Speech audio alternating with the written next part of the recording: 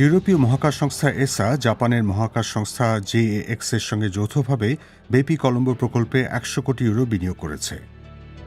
কারণ বুধ গ্রহ পৃথিবী থেকে বেশি দূরে না হলেও সূর্যের সবচেয়ে কাছেরই মহাজাগতিক বস্তুটি পরীক্ষা করা বড় এক চ্যালেঞ্জ। বুধ গ্রহ সূর্যের আড়ালে থাকায় পৃথিবী থেকে টেলিস্কোপের মাধ্যমে সেটি পর্যবেক্ষণ করা কঠিন। সেই গ্রহের উদ্দেশ্যে যাত্রাপথে সূর্যের তীব্র অভিকর্ষ বড় বাধা বটে। জার্মানির ডার্মস্টাড শহরে সব ইউরোপীয় মহাকাশ অভিযানের ওপর নজর রাখা হয়। বেপি কলম্বো যাতে বুধ গ্রহের কক্ষপথে আদৌ পৌঁছতে পারে সেটা নিশ্চিত করতে ইঞ্জিনিয়ারদের অত্যন্ত জটিল এক যাত্রাপথ স্থির করতে হয়েছে। গন্তব্যে পৌঁছতে প্রায় ৭ বছর সময় লাগার কথা। ফ্লাইট ম্যানুভার গণনা অত্যন্ত জটিল কাজ, কারণ আমরা সূর্যের দিকে যাচ্ছি, যেখান থেকে তীব্র টান আসছে। বুধ গ্রহ একেবারেই কাছে ঘুরছে।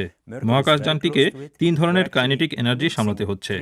উৎক্ষেপণের সময় আরিয়ানে ৫ রকেটের ধাক্কা, তারপর মহাকাশে পৌঁছে যানের মধ্যে ইলেকট্রিক প্রপালশনের ধাক্কা, সবশেষে প্ল্যানেট সুইং বাই ম্যানুভার শক্তিও যানটিকে গতিশীল করছে। মার্কারি বা বুধ গ্রহে উড়াল মহাকাশ যাত্রার ইতিহাসের সবচেয়ে দীর্ঘ ব্রেকিং দূরত্ব হিসেবে বিবেচনা করা হয়। বেপি কলম্বো ইতিমধ্যে ২ বার শুক্র গ্রহের পাশ দিয়ে উড়ে গেছে। প্রতিবার কিছুটা কাইনেটিক এনার্জির ক্ষয় হয়েছে। এভাবে যানটি বুধ গ্রহের কক্ষপথে কাছে যেতে পারছে।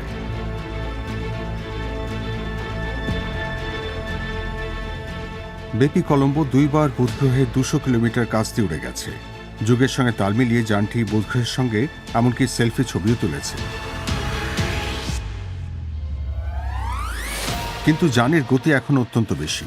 বুধ গ্রহের মাধ্যাকর্ষণের টান কাজে লাগিয়ে যানটিকে সব মিলিয়ে ৬ বার সুইং বাই ম্যানুভার কায়দায় নিজস্ব শক্তি কমাতে হবে। ৭ বছর ওড়ালের পর অবশেষে সেটি বুধ গ্রহের কক্ষপথে প্রবেশ করবে এবং ২টি পর্যবেক্ষণ স্যাটেলাইট হিসেবে ২ ভাগে বিভক্ত হবে। তখনই আসল চ্যালেঞ্জ সামলাতে হবে, কারণ পৃথিবীর তুলনায় বুধ গ্রহে সূর্যের বিকিরণের তেজ ১০ গুণ বেশি। তাছাড়া বুধ গ্রহে দিনের বেলায় তাপমাত্রা ৪৮০ ডিগ্রি সেলসিয়াস পর্যন্ত ছুঁতে পারে, অর্থাৎ ২টি স্যাটেলাইটকে তীব্র উত্তাপ সহ্য করতে হবে। ইউরোপীয় মহাকাশ সংস্থা এবং প্রকল্পের প্রধান এলসা মন্টিনিয়নের কাছে এর আগে এত বড় চ্যালেঞ্জ আসেনি। অভিযানের শুরুতে আমরা এসআর তথ্যভাণ্ডারে শুধু এমন উপকরণের খোঁজ পেয়েছিলাম যা বড়জোর ১২০ ডিগ্রি সেলসিয়াস তাপমাত্রায় সুরক্ষা দিতে পারে। যানটিকে ৩৫০ ডিগ্রি মাত্রার উত্তাপ সহ্য করতে হবে। বুঝতেই পারছেন আমাদের কী পরিমাণ উন্নতি করতে হয়েছে। এমন তীব্র উত্তাপের হাত থেকে সংবেদনশীল যন্ত্রপাতিগুলি নিরাপদ রাখতে বেপি কলম্বোর জন্য সেরামিক ফাইবার ও টাইটেনিয়াম দিয়ে তৈরি বিশেষ চাদর ডিজাইন করে তারপর হাতে করে সেটি বোনা হয়েছে। ২০২৫ সালে সেই আচ্ছাদনের কার্যকারিতা যাচাই করা যাবে। তখন ইউরোপীয় স্যাটেলাইটটি মূলত বুধ গ্রহের উপরিভাগ পর্যবেক্ষণ করবে।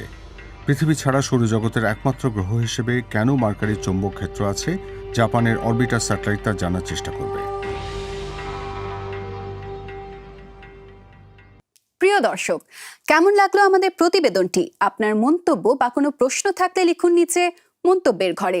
আর আমাদের সঙ্গে থাকতে সাবস্ক্রাইব বাটনটি চাপুন।